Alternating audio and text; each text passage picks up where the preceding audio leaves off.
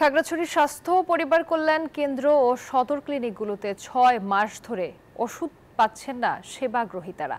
অভিযোগ আছে কর্মকর্তা কর্মচারীরাও প্রায়ই অনুপস্থিত থাকেন। অথচ খাগড়াছড়ি পরিবার পরিকল্পনা অধিদপ্তর বলছে পর্যাপ্ত জনবল না থাকায় চিকিৎসা সেবা দিতে হিমশিম খেতে হচ্ছে। মোহাম্মদ জহুরুল আলমের পাঠানো তথ্যচিত্রের ডেস্ক রিপোর্ট।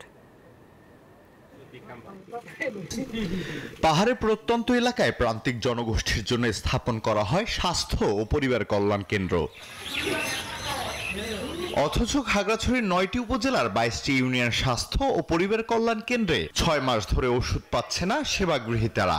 তাদের অভিযোগ কেন্দ্রে ঠিকমতো ডাক্তারও আসেন না। অভিজ্ঞ ডাক্তার না থাকায় মাতৃকালীন সময়ে ভুক্তভোগীদের দৌড়াতে হয় জেলা শহরের বড় বড় ক্লিনিকগুলোতে। বান্ডেল থাকলে প্রতি সেনমানিতে টাকা বাঁচবে। বিকাশ সেনমানি বান্ডেল কিনে জিতুন প্রতি লেনদেনে। হসপিটাল এখন ওষুধের তাছাড়া এখনো সরকারিভাবে যে কিছু এরকম পাঠায় নাই, কারণ আমরা একটু সমস্যা আছে। চিকিৎসকরা বলছেন ওষুধ না থাকায় সেবা প্রক্রিয়া ব্যাহত হচ্ছে।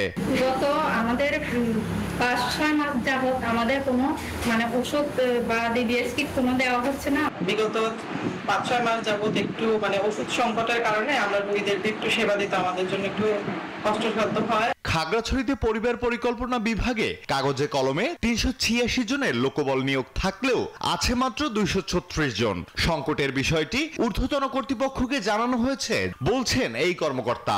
জেলা পরিষদ থেকে আমরা সহায়তার অপেক্ষায় আছি। যদি আমরা সহায়তা পেলে হয়তো এই সংকট কিছুটা আমরা কাটিয়ে উঠতে পারবো। তাছাড়া যখন আমাদের কেন্দ্রীয়ভাবে প্রকিউরমেন্ট হবে পণ্যদ্রব্যাদি সেবা দ্রব্যাদি, তখন আমরা এই সংকট থেকে উত্তরণ ঘটাতে পারবো। ইউনিয়ন স্বাস্থ্য ও পরিবার কল্যাণ কেন্দ্রগুলোতে দ্রুত ওষুধ সরবরাহ সহ অভিজ্ঞ ডাক্তার নিয়োগের দাবি সেবা গ্রহীতাদের।